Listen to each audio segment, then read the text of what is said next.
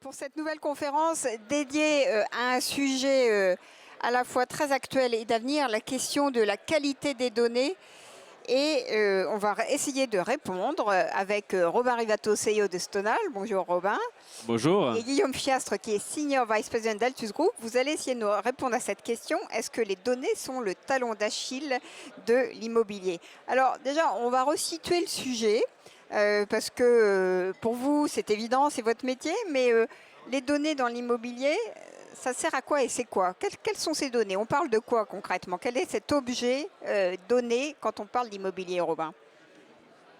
Les données sont au cœur de l'activité économique. Aujourd'hui, il n'y a pas un secteur, une industrie qui n'a pas besoin de données pour fonctionner, et surtout prendre des bonnes décisions. Le sujet, il est là, c'est que des bonnes données vont faire des bonnes décisions. Les données dans l'immobilier sont je dirais, de quatre grandes natures. Il y a des données qui sont des données financières, issues de l'ERP. La plupart des entreprises immobilières sont dotées d'outils comptables assez robustes et puissants il y a maintenant une vingtaine d'années. Il y a des données qui sont des données de patrimoine, donc qui sont liées à la nature même de l'actif immobilier, qui sont des données qui sont souvent cachées, souvent difficiles à extraire puisqu'elles sont comprises dans des documents. L'industrie immobilière ayant une longue culture de l'écrit, ces données-là ne sont pas immédiatement disponibles. Ensuite, on a des données qui sont des données financières, qui sont des données pardon, de marché ou des données d'open data qu'on peut aller trouver un peu publiquement. Et puis on a un quatrième axe de données qui sont des données que je qualifierais d'environnementales et de carbone, qui vont être des données là aussi relatives à l'actif et au patrimoine, mais qui sont spécifiquement des données qu'on peut attraper par différentes méthodes et notamment par des capteurs. C'est par exemple les données d'énergie qu'on va être capable de relever via des compteurs dans les immeubles. Donc voilà un peu pour moi le quadrant des données à l'échelle de l'industrie immobilière, mais je ne sais pas si c'est partagé par mon voisin.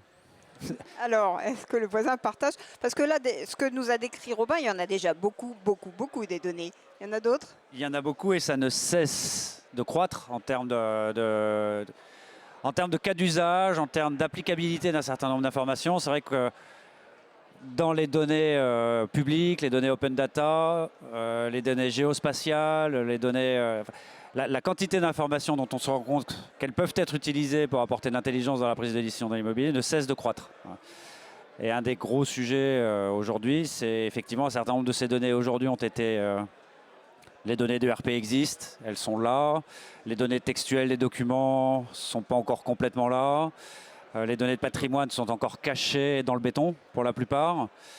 Les données publiques commencent à se structurer, mais de façon très inégale en fonction des géographies. On va trouver des données en France ou en Allemagne, mais pas forcément dans d'autres pays. Les données aux États-Unis sont bien plus accessibles quand on parle de données démographiques ou données contrées aux individus.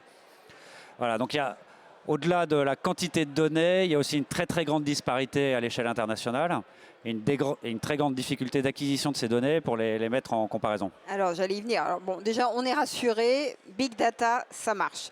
Maintenant, on va parler d'une part, comment on va aller les chercher, parce qu'il y a un gros sujet. Et quand Robin dit, ou quand vous dites qu'elles sont cachées dans le béton, creusées dans le béton, c'est quand même pas facile, on est d'accord. Et puis, comment on va les chercher, puis après, comment on va les transformer pour en faire un matériau utilisable, hein. Il faut des bons outils pour bien construire. Donc, ça va être notre sujet. Donc, vous nous incitez à cette question. Comment on va les chercher? Comment est-ce qu'on les récupère à partir de sources aussi différentes?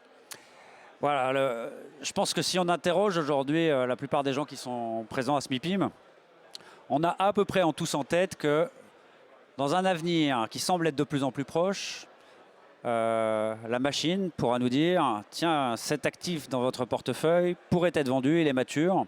Et d'ailleurs, je vous ai trouvé 2 acheteurs potentiels. Voilà leurs coordonnées. » Pour arriver à ça, il faut des jeux de données, il faut de l'intelligence artificielle, il faut des moteurs de modélisation.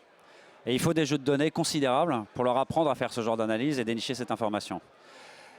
Et donc la question à laquelle on essaye de répondre avec Robin, c'est comment constituer, créer ces jeux de données, comment dénicher cette donnée, comment la trouver. Il y a une première étape dont Robin parlera très certainement, c'est l'immobilier est structurellement composé d'énormément d'informations textuelles, ce qui n'est probablement pas prêt de changer. Beaucoup de contrats, beaucoup d'écrits. Oui, Et il va falloir aller chercher ces données-là. Ça, on est d'accord que ça va rester comme ça. Exactement. Et aujourd'hui, c'est du document. Là-dessus, Robin va avoir un certain... Peut-être tu veux commencer en parlant de cette partie-là. Deuxième étape, c'est une fois que ces données, on va réussir à les rendre intelligentes, à pouvoir capitaliser dessus. Il va falloir les architecturer, il va falloir leur donner un sens, il va falloir les mettre en relation les unes avec les autres. Et là se pose tout le sujet de la connectivité de ces informations, de la constitution de ces bases de connaissances. Ce qu'on a connu avec Google il y a déjà 2 décennies, il ne s'agit pas simplement de stocker des données, de les mettre en ligne et en pile dans des bases de données. Il s'agit de leur donner un sens et de les relier entre elles pour que la recherche d'informations soit facilitée et que derrière les modèles d'analyse puissent commencer à travailler en comprenant le sens des requêtes qu'on formule. Donc ces 2 étapes-là, on va dire, c'est les fondations sur lesquelles on est amené à travailler aujourd'hui pour construire le monde de l'IA de demain. Alors, matériaux, architecture, Robin, on en est où? Construire une base de données peut parfois ressembler beaucoup à construire un bâtiment, mais c'est un peu la même chose. Effectivement, on a 3 choses importantes. On a d'un côté les données de base qui doivent être propres, nettoyées, qualifiées. Et ça, c'est tout le travail que nous on mène sur une sous-branche de l'IA qui s'appelle le Natural Language Processing, donc qui est la capacité pour un moteur, pour un algorithme à comprendre le texte qu'il lit et donc à pouvoir repérer des éléments qui sont des éléments intéressants qu'on va lui dire qu'il faut qu'il repère. Je pense par exemple dans un bail, on va aller regarder les dates de validité, on va aller regarder l'identité des preneurs, on va aller regarder la présence ou non d'une signature, on va aller vérifier le prix, les loyers, les surfaces, et il va falloir apprendre à la machine que le numéro de bas de page 4 sur 7, ça n'a aucune valeur. Et donc on apprend toutes ces choses-là à l'algorithme, à l'entraîner pour qu'il soit capable de repérer ces bonnes informations. Et donc dans ce cas-là, on extrait de la donnée, et donc on a une donnée qui est utile, intéressante. Après, comme l'a très bien dit Guillaume, toutes les bases de données ne sont pas nées égales. Et donc les bases de données, aujourd'hui, on ne s'en rend pas compte quand on est dans l'extérieur, mais une base de données ancienne n'est pas du tout capable d'appréhender. On ne peut pas y mettre de l'essence hyper moderne, on ne peut pas y mettre des super bonnes datas parce que la structure, l'architecture même de ces bases ne leur permettent pas de faire tourner les datas entre elles, ne permettent pas d'interroger les datas entre elles. Comment on fait alors là? Eh ben, on est obligé d'avoir des bases de données qu'on appelle aujourd'hui knowledge graph. Moi, je te laisserai, si tu veux, expliquer plus en détail ce que ça peut signifier. Mais c'est qu'on va créer des nuages d'informations et de données qu'on va éviter de relier les unes avec les autres de manière déjà prédéterminée. Et donc, on va pouvoir réinterroger ensuite de manière pas aléatoire, mais quasiment toutes les données entre elles vont pouvoir discuter entre elles. Et puis après, il y a les modèles qu'on va faire tourner dessus, c'est-à-dire qu'il y a des modèles, des algorithmes qui vont prendre ces données, qui vont être capables de tirer des recommandations, de dire moi ce que je repère dans tout ce schéma de données, c'est des patterns, des schémas, et donc je peux vous conseiller, comme le disait Guillaume, de céder tel actif, de faire tel choix, d'aller vers telle direction. Et donc c'est vraiment pour moi le triptyque de ces 3 éléments, de la data purifiée, des bases de données qui sont suffisamment intelligentes pour que la data puisse dialoguer entre elles. On viendra aussi après peut-être sur les identifiants à l'intérieur de la base. Et puis le modèle pour articuler ces données. Si je poursuis l'analogie, il y a le matériau, il y a la construction, l'architecture du bâtiment, puis après comment on se balade dans le bâtiment et on comprend où on est. Est-ce que chaque pièce à quoi ça peut nous servir, non? Absolument, et je pense qu'on a tous sous les yeux depuis maintenant quelques semaines un exemple qui a mis en lumière aux yeux de la planète entière ce à quoi pouvait servir l'intelligence artificielle de manière concrète avec ChatGPT. Avec un changement radical entre le 3 et le 4. Avec en plus des évolutions dont on peut percevoir aujourd'hui qu'elles surviennent de plus en plus vite. Voilà. On a la chance d'avoir ces petites compagnies américaines appelées Google, Facebook, Amazon, qui investissent littéralement des dizaines de milliards de dollars dans des technologies qui sont absolument fondamentales et sur lesquelles des gens comme nous peuvent aujourd'hui s'appuyer sans avoir à reproduire ces investissements pour les configurer dans un contexte particulier. Dans le cas d'Altus, c'est l'analyse financière, la valorisation des actifs, la gestion de la performance. Dans le cas de Stonal, c'est la description du bâti, de l'actif et de ses composantes. C'est-à-dire chacun d'entre nous pouvons nous accaparer ces technologies puisqu'elles sont mises à nos dispositions à des coûts qui sont tout à fait abordables aujourd'hui, ce qui était encore impossible il y a 3-4 ans. Et vraiment réfléchir dans le sens de l'utilisation que peuvent en faire nos clients, l'utilisation qu'on peut en faire nous. Et donc c'est configurer ces éléments-là dans un contexte particulier et rendre ces informations du coup disponibles à un ensemble de clients. Mais on voit qu'aujourd'hui, j'ai eu la chance de voir quelques démonstrations en avance de phase de ce que Stonal peut faire en Natural Language Processing. On pose des questions sur la nature de l'immeuble, sur ces informations, et on reçoit des réponses probabilisées, contextualisées à l'intérieur de ces données textuelles. Voilà, il y a 3% de chances que ce loyer soit faux parce que j'ai trouvé 2 informations différentes là et là. Et donc on se retrouve dans ce monde où là on sent bien l'impact que va avoir l'intelligence artificielle et les moteurs d'analyse pour accompagner la prise de décision des humains. Alors ça c'est important, accompagner la prise de décision. Vous avez évoqué aussi des sujets géographiques. Ça dépend effectivement de la qualité des données disponibles. Il y a des différences quand même entre les différentes géographies. Je crois que Stonal aujourd'hui est en France, s'installe au UK également.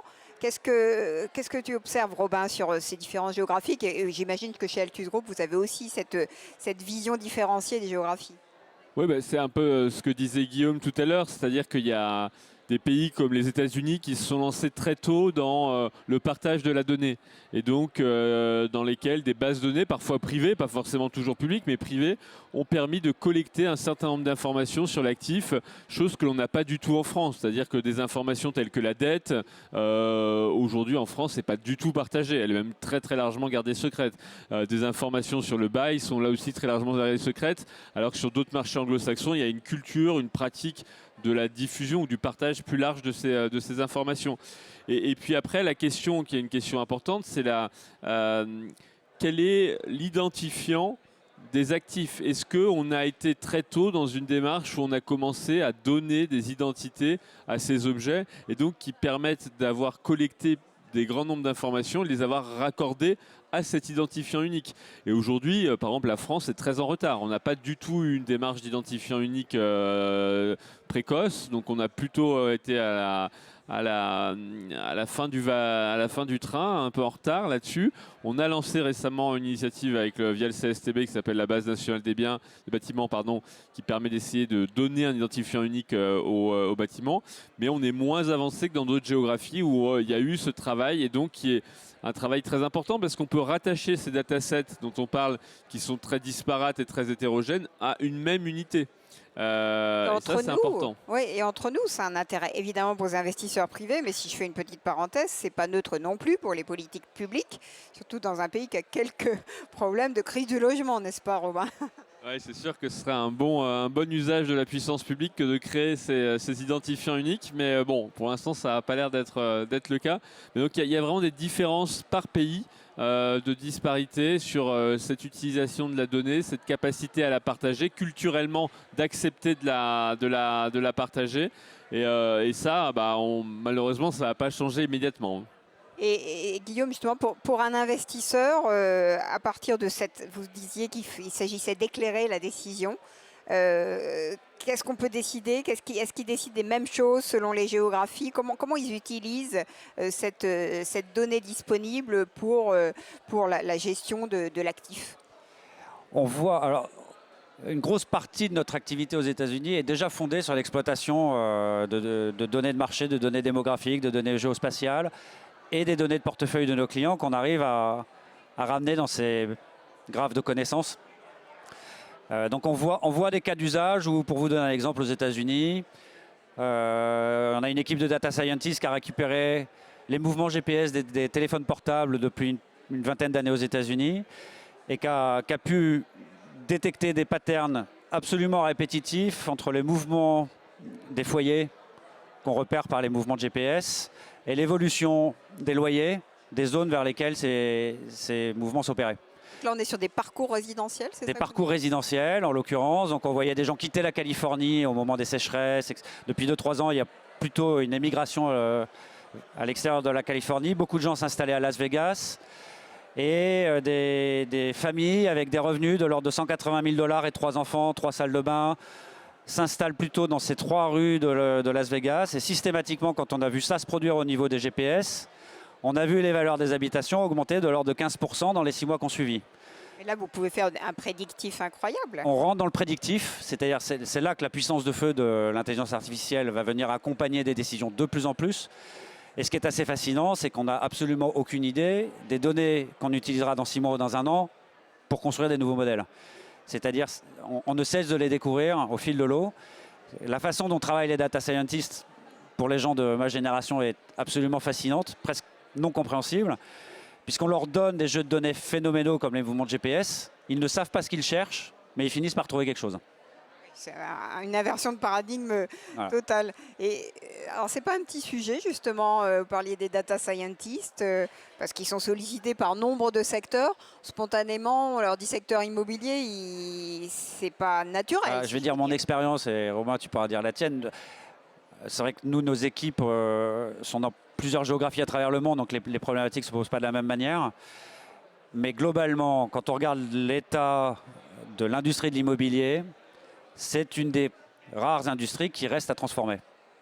Et donc au contraire, pour moi et pour beaucoup des data scientists, les opportunités sont bien plus grandes ici que d'essayer d'aller optimiser la conduite autonome sur les véhicules à ce jour. Effectivement, c'est l'autre regard. Robin, ton expérience? Oui, après, c'est des ressources qui sont extrêmement chassées, donc ça reste difficile de les attirer, mais je pense que notamment les enjeux de transition environnementale appliqués à l'immobilier, qui est un enjeu absolument gigantesque, fait partie d'un défi qui peut attirer quand même un certain nombre de personnes dans ce secteur-là. Et puis encore une fois, comme le disait Guillaume, un data scientist est assez détaché de la matière finale qu'il regarde. Lui, ce qui l'intéresse, c'est d'avoir des jeux de données les plus complexes possibles, d'avoir le plus de challenge intellectuel autour de ces objets. Et comme là, on parle de très très gros objets avec des gros volumes de données qui quand même commencent à devenir conséquents, d'un point de vue data science, c'est plutôt intéressant. Et alors, tu as évoqué le sujet climatique et je reviens à la dimension économique. L'immense sujet pour l'industrie de l'immobilier, c'est le risque d'actifs échoués. D'une part, les actifs selon où ils sont situés et leur transformabilité. Je pense que ça, c'est un enjeu très important aussi, d'avoir les bonnes données pour comprendre la transformabilité d'un actif par rapport à l'adaptation du changement climatique ou à la réduction même de gaz à effet de serre. Absolument. Alors, le groupe Altus, c'est, on va dire, l'essentiel de l'activité du groupe Altus, c'est la valorisation des actifs. Et les grandes questions qui se posent aujourd'hui, c'est combien tous ces événements-là, tous ces éléments-là vont devoir être pris en compte et comment vont-ils pouvoir être pris en compte dans la valorisation des actifs qui sont enregistrés dans les livres de nos clients. On est extrêmement dépendant du travail que peut produire Stonal. La qualité du bâti, voilà, tous ces éléments-là vont constituer les éléments principaux sur lesquels derrière on peut faire tourner des moteurs de risque climatique, sur lesquels on peut faire tourner des moteurs d'analyse de trajectoire zéro carbone, etc. Mais fondamentalement, on part toujours du même sujet. Il faut connaître le point de départ, il faut connaître la situation initiale, il faut modéliser ces données-là, les faire rentrer dans des modèles.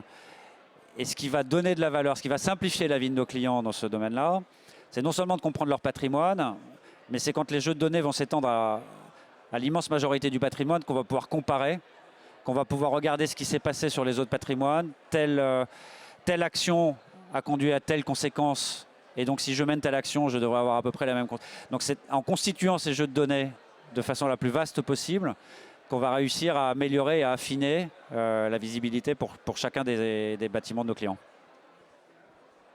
Alors, juste une question, parce que ce que vous dites, là, pour comprendre la valorisation des actifs, il faut aussi comprendre comment se redéploient les géographies du travail. Et l'exemple de la Californie que vous aviez pris est assez intéressant, parce qu'on sait tous aussi qu'avec le Covid, de nouvelles géographies se déploient. On sait qu'en France, ça va être un énorme sujet à travers la question de la réindustrialisation qui peut changer aussi le visage du territoire. Vous disiez il y a quelques instants qu'on ne savait pas de quelles données on allait devoir utiliser dans les mois à venir, mais là on est en plein dedans. Il va falloir intégrer des données dont seuls les data scientists verront l'intérêt, mais c'est un champ immense qui s'ouvre en fait. C'est absolument immense. Ça nécessite beaucoup de recherche, beaucoup d'analyse, beaucoup d'idées. Il me semble que pour des sociétés comme celle dans laquelle je travaille, c'est assez compliqué par exemple à déployer en Europe. en Allemagne en particulier, puisque les données sont particulièrement protégées. Oui, On a beaucoup de mal à relier ces points de données et à le faire en conformité, dans le respect de la vie privée. Aux États-Unis, on a tout ce qu'il faut pour procéder à ce genre d'analyse. Et je peux vous dire qu'il y a des milliers de data scientists qui travaillent sur le sujet en permanence. Nos collègues partenaires de chez JLL, de chez CBRE, sont sur ce sujet-là pleine balle, si j'ose dire. La réadaptation de l'outil de travail, le déplacement des salariés par rapport à leur lieu de travail, c'est un des enjeux majeurs que je vois à court terme et sur lequel on a relativement peu de visibilité aujourd'hui en termes de prédictabilité. Alors vous parliez de la législation, le fameux RGPD pour ne pas le nommer. Il prévoit quand même des exceptions s'agissant des activités de recherche. Est-ce que ça n'appelle pas aussi des alliances avec des acteurs qui font de la recherche sur tous ces sujets, qui eux peuvent utiliser des jeux de données pour comprendre ce qui est en train de se passer? Robin? Oui. Ou alors est-ce qu'on a un problème avec le RGPD, disons-le? Non, on n'a pas un problème. Alors nous, on travaille énormément des données de bâtiments. Donc en fait, on est assez protégé des sujets RGPD. Ouais. On est sur des bâtiments qui sont des matières inactives. Donc on n'est pas très concerné par les sujets RGPD. Et donc voilà, je ne suis sans doute pas le mieux placé pour en parler. Mais peut-être que vous concernant, vous avec les données publiques. Non, c'est probablement. Alors, aux États-Unis, Altus est partenaire avec 200 universités dans lesquelles on a des chaires, on forme les futures générations de valorisateurs. Et dans le contexte de ces partenariats universitaires, il y a 2 ou 3 laboratoires avec lesquels on travaille pour essayer d'analyser. Mais je pense qu'on n'est nous-mêmes pas encore assez matures sur le sujet. Peut-être parce que nos clients ne le sont pas encore assez. Il est vrai que dans le monde du commercial real estate, la focale a beaucoup été sur les bureaux pendant des années et des années. Nos clients sont très investis dans l'immobilier tertiaire. Je pense que la jonction doit s'opérer maintenant avec l'immobilier résidentiel, parce qu'il y a une relation assez forte en fait entre les deux qui aujourd'hui n'est pas apparente. J'espère qu'une petite équipe de data scientists va se plonger là-dedans et trouver des choses. Et je trouve que ce MIPIM est tout à fait représentatif de cette défocalisation de l'immobilier exclusivement tertiaire vers d'autres types d'immobilier. Un dernier mot pour finir, parce que vous disiez est-ce que nos clients sont sensibles à ça.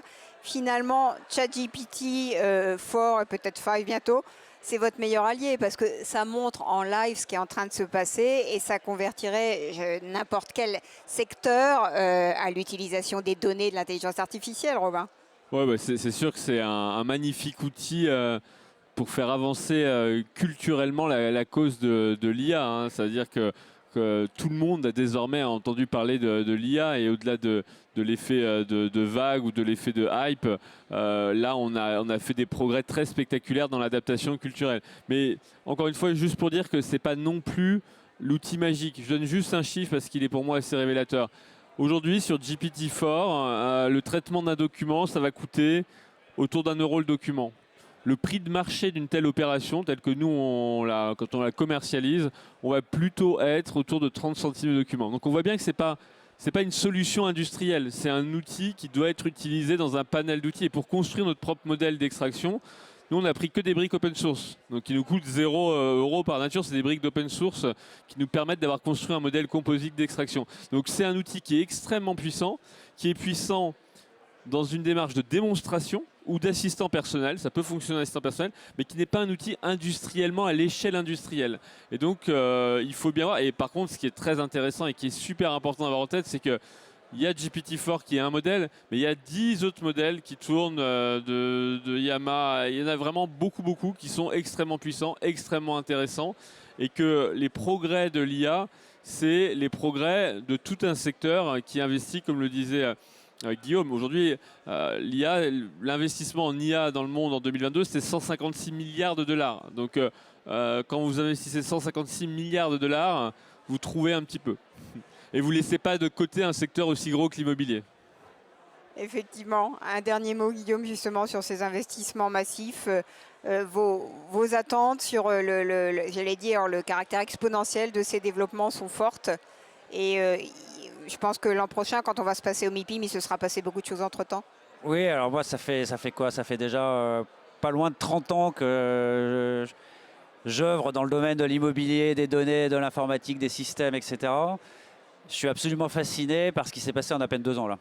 C'est-à-dire il y a une accélération de la pente, une dérivée seconde qui est extrêmement positive et ça ne cesse d'accélérer. Et je dois dire que je suis dépassé même par moment. La vitesse est telle qu'on a du mal à suivre et on se demande toujours si ce qu'on est en train de faire n'est pas déjà dépassé. Écoutez, on terminera là-dessus. Rendez-vous l'an prochain pour faire le point sur ce qui s'est passé. Merci. Nous poursuivons notre programme. Merci à vous.